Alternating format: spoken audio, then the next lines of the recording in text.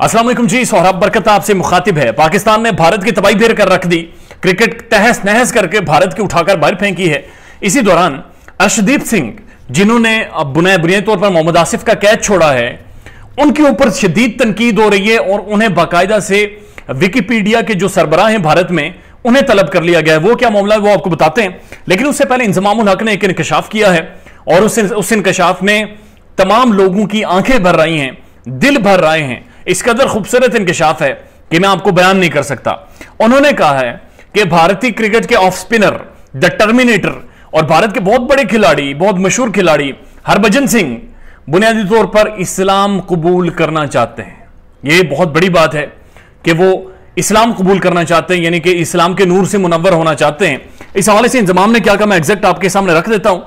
इंजमामुल हक ने कहा कि भारतीय cricket team cricketer Harbhajan Singh मौलाना तारिक जमील से मुतासिर होकर इस्लाम कबूल करना चाहते थे।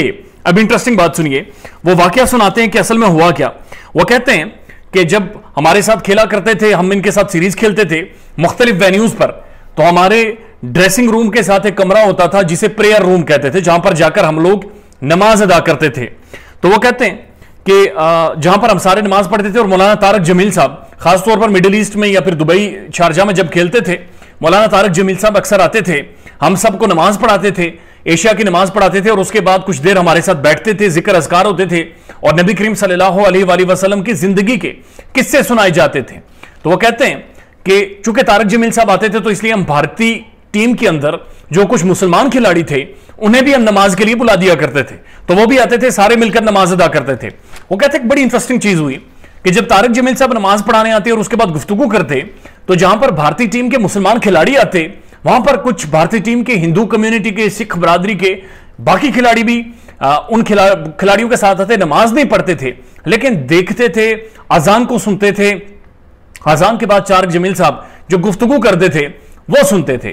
तो इस पर इंजमामुल हक साहब कहते हैं कि जब भी तारिक जमील साहब गुफ्तगू करते, हरभजन सिंह वहां पर मौजूद होते और उनकी आंखें भर आती, उनके जिस्म के रोंगटे खड़े हो जाते और उनकी चेहरे की कैफियत और तासुरात उनके मुकम्मल तौर पर बदल जाते। ऐसा महसूस होता जैसे कोई खुदा का खास करम हो रहा है, जैसे कोई रहमत उतर रही हो, जैसे अपनी रहमत के नूर से वो किसी को मुनव्वर करना चाह रहा हो। एक ऐसी कैफियत वहां पर बुनियादी तौर पर डेवलप हो जाती थी।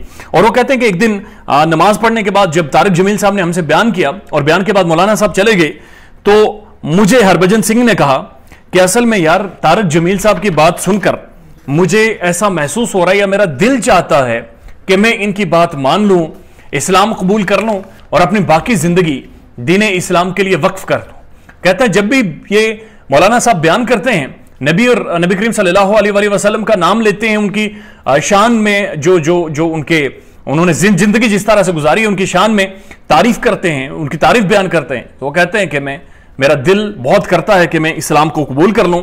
उसके बाद इंजमामुल हक कहते हैं कि मैंने भजी से कहा, हरभजन से कहा कि फिर क्या मसला, इस्लाम कबूल कर लो, ये तो बड़ा जबरदस्त दीन है, ये तो इसका मतलब ये दावत देना, तबलीग करना लोगों को और एक सही रास्ते की तरफ लाना। तो उस पर हरभजन ने एक आह भरी और उसने कहा कि मेरा दिल तो करता है इस्लाम कबूल कर लूं, लेकिन जब मैं आप लोगों को देखता हूं तो मैं रुक जाता हूं, क्योंकि आप लोगों की जिंदगियां इस्लाम के मुताबिक नहीं है।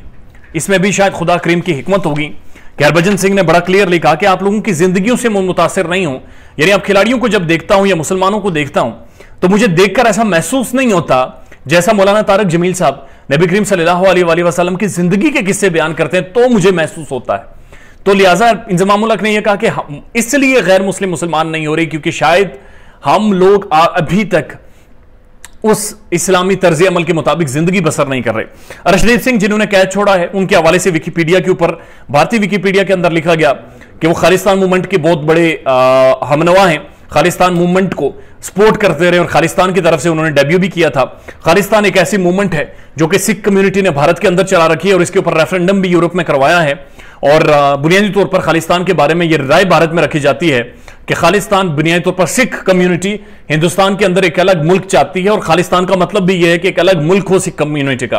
तो इसमें कबाहत तो नहीं है, लेकिन इसे बड़ी तंग नजरी के साथ इंडिया के अंदर देखा जाता है। तो जब से अर्शदीप सिंह ने कैच छोड़ा है उसके बाद से उसके ऊपर तनकीद के लिए ऐसा मुआद प्रोवाइड किया गया, ऐसी चीज रखी गई कि जिसे आग लगाकर, जिसे एक बड़ी चीज बनाकर उन पर तनकीद की जाए, उन्हें टारगेट किया जाए। और हमने देखा है कि अर्शदीप सिंह के हवाले से एक बहुत ही गलत और मुतजाद खबरें और ट्रेंड्स भी भारत के अंदर चल रहे हैं। ख्याल रखिएगा अपना। अल्लाह हाफिज।